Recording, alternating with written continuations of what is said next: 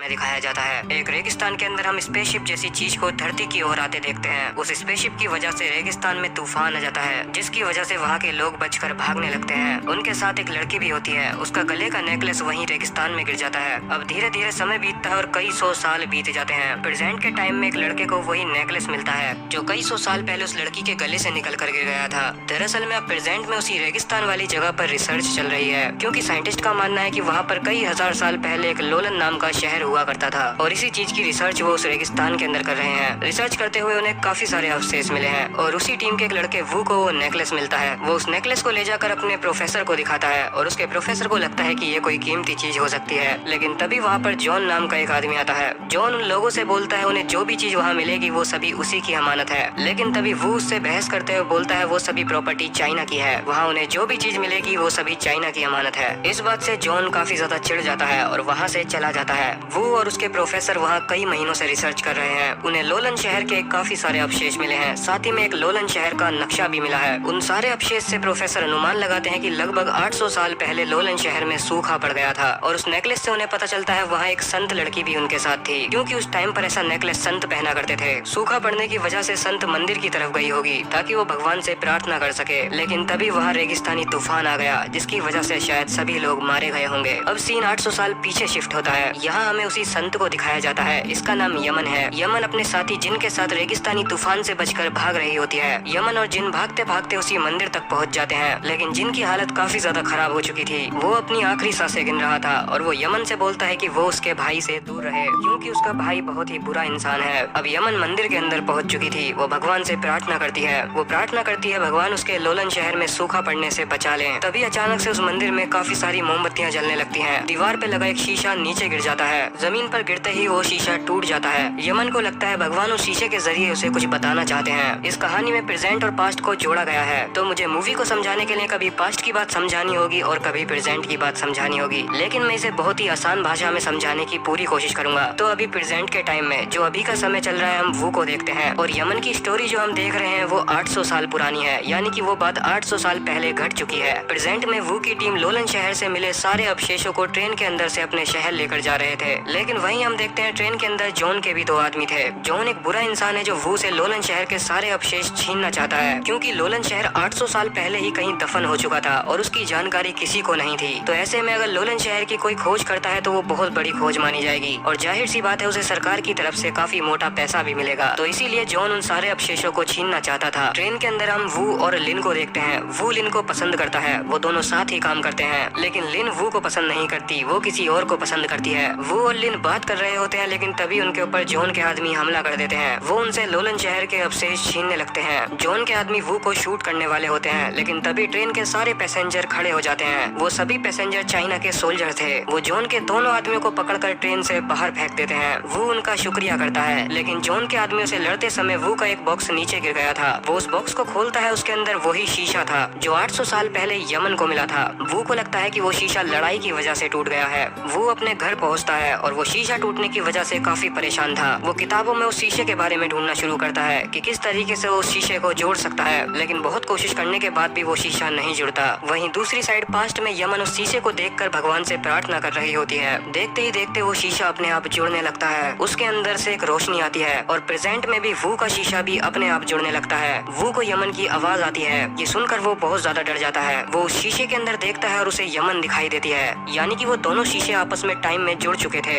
Yemen 800 साल पीछे से प्रेजेंट में वो को देख सकती थी। यमन को लगता है कि वो एक भगवान है, इसीलिए वो उससे प्रार्थना करने लगती है। वो को कुछ भी समझ नहीं आ रहा था वो लड़की कौन है और उस शीशे के अंदर कहां से आई, लेकिन तभी वो यमन के पीछे दीवार पर बनी हुए चित्रों को देख लेता है और उसे धीरे धीरे सब समझ आने लगता है। वो समझ जाता है वो लड़की लोलन शहर से बात कर रही है, यानी कि उस शीशे ने 800 साल पहले के टाइम को आज से जोड़ दिया है। वो यमन को बताता है कि वो कोई भगवान नहीं है। फिर वो उसे सारी बात समझाने की कोशिश करता है। अब वो यमन से लोलन शहर के बारे में और भी चीजें जानना चाहता था, क्योंकि प्रेजेंट के टाइम में उन लोगों को लोलन शहर के बारे में खास कुछ पता नहीं था। यमन वो को लोलन शहर के सारे रहस्य बता देती है कि किस तरीके से 800 साल पहले वहाँ एक लोलन शहर हुआ करता था। यमन उस शीशे के जरिए वो को उस मंदिर को दिखाती है, क्योंकि वो मंदिर भी वो के लिए एक बहुत बड़ा रहस्य था। अब वो को लोलन शहर के सारे रहस्य पता चल चुके थे। वो काफी ज्यादा खुश था, लेकिन वहीं दूसरी साइड यमन की तबीयत बिगड़ने लगती है, क्योंकि उसने काफी समय से कुछ भी नहीं खाया था। तभी वो खाने के लिए कुछ लेकर आता है और उस शीशे के अंदर हाथ डालता है और वो हाथ यमन तक पहुंच जाता है। है वो यमन को खाने के लिए कुछ देता है। यमन उसे खाकर देखती है। यमन को वो चीज काफी टेस्टी लगती है। वो दोनों एक दूसरे से बात करते हैं और एक दूसरे से बात कर बहुत खुश थे। अब वो अपने प्रोफेसर को लोलन शहर की सारी सच्चाई बता देता है और धीरे धीरे पूरे शहर को पता चल जाता है कि वो ने एक बहुत ही बड़ा रहस्य खोल दिया है। इसके लिए उसे सरकार की तरफ से अवार्ड भी मिलते हैं। लेकिन वहीं जॉन ये सब देखकर बहुत ज्यादा गुस्सा हो चुका था। उसे समझ नहीं आ रहा था कि वो को इतनी सारी सच्चाई कैसे पता चली। वो अपने घर पहुंचता है और वो शीशे से यमन से दोबारा से कांटेक्ट करता है। अब वो यमन से उसकी परेशानी पूछता है क्योंकि वो काफी टाइम से उदास बैठी हुई थी। यमन उसे बताती है लोलन शहर का राजा बहुत बुरा है। उनके शहर का राजा पहले जिन हुआ करता था, लेकिन जिन के छोटे भाई ने गद्दारी की, उसने अपने भाई का पद छीन लिया और पूरे शहर को तबाह कर दिया। यमन वो को स्पेसशिप के बारे में बताती है जो हमने मूवी के स्टार्टिंग में रेगिस्तान में उतरते हुए देखी थी। वो को समझ आ रहा था कि ये शीशा कोई एडवांस टेक्नोलॉजी से बना है और यमन जिन्हें भगवान समझ रही है वो और कोई नहीं बल्कि एलियन है। यमन और वो आपस में काफी बात करते हैं। वो को यमन की चिंता होने लगी थी। वो यमन को बार बार शीशे से छू कर देख रहा था। वो यमन से बोलता है कि वो दोनों काफी अच्छे दोस्त हैं। वो दोनों बात कर रहे होते हैं और बाहर से लिन भी उनकी बातों को सुन लेती है। लिन को भी समझ आ चुका था कि वो को लोलन शहर की सारी सच्चाई कहां से पता चली, लेकिन तभी लिन को जॉन पकड़ लेता है। अब लिन के जरिए जॉन को भी सब कुछ पता चल जाता है, उस रहस्य में शीशे के बारे में भी। जॉन अपने 2 आदमियों को वो के घर भेजता है। वहीं दूसरी साइड हम देखते हैं वो यामिन को चाहने लगा था। वो पूरे दिन उस शीशे में यामिन को देखता रहता था।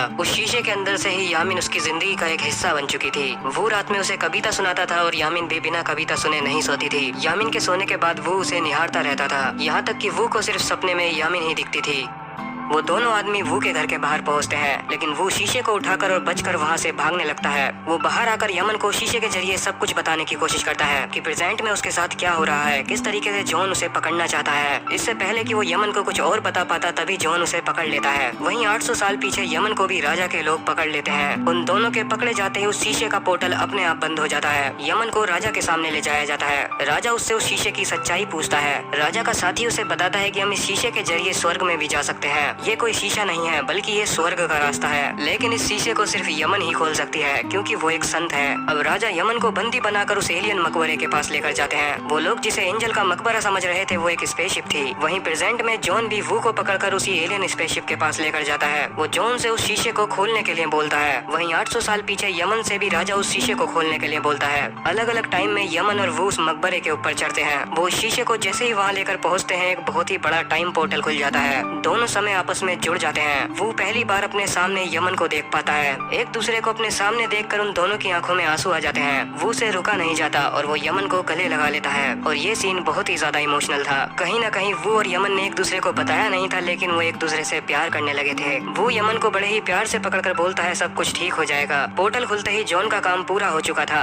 वो को गोली मार देता है, लेकिन वो गोली वो के कंधे पर जाकर लगती है। वो मकबरे से नीचे गिर जाता है। वो लोग वो को मारने ही वाले थे, लेकिन तभी लिन आकर उसे बचा लेती है। वो को लेकर उस जगह से बाहर निकल जाती है। वहीं पोर्टल बंद होने से पहले राजा की सारी सेना प्रेजेंट में आ जाती है। यमन 800 साल पीछे ही रह जाती है और पोर्टल बंद हो जाता है। राजा अपने साथियों से पूछता है यही स्वर्ग है। सामने खड़ा जॉन बोलता है कि हाँ यही स्वर्ग है और मैं तुम्हारा भगवान हूँ। लेकिन राजा को इस बात पर गुस्सा आ जाता है और वो जॉन के साथियों के ऊपर हमला कर देता है। अब 2 अलग अलग समय के लोग आपस में लड़ने लगते हैं। जहाँ पुराने समय के लोगों के पास भाला था, वहीं जॉन के आदमियों के पास बंदूकें थी। लेकिन तभी वहाँ दोबारा से एक बहुत बड़ा रेत का तूफान आता है। सभी लोग वहाँ दब जाते हैं। वो और लिन किसी तरीके से बच जाते हैं। सीन शिफ्ट होता है और हमें कई साल बाद का टाइम दिखाया जाता है। अब वो बूढ़ा हो चुका था और वो उसी रेगिस्तान में आया था क्योंकि अभी भी वहाँ पर रिसर्च जारी थी। वो के पास कुछ लोग उसका इंटरव्यू लेने के लिए आते हैं। रिसर्च करते हुए वहाँ लोगों को और भी प्राचीन चीजें मिली थी। उन्हीं में से एक चीज को वो उठाकर देखता है। उस लकड़ी के ऊपर लोलन शहर की पुरानी भाषा लिखी हुई थी और वो को ये भाषा थोड़ी बहुत आती थी। उस लकड़ी के टुकड़े पर एक चांद बना हुआ था और उसके साइड में एक कविता लिखी हुई थी और यही कविता वो ने एक समय पर यमन को सुनाई थी। इससे हमें पता चलता है कि 800 साल पीछे यमन भी जिंदा बच गई थी और उसने अपनी पूरी जिंदगी वो को याद करने में बिता दी। उसने प्राचीन भाषा में वो की सुनाई हुई कविता भी लिखी। वो पुरानी बातों को याद करते हुए मुस्कुराता है और इसी के साथ यहीं पर ये मूवी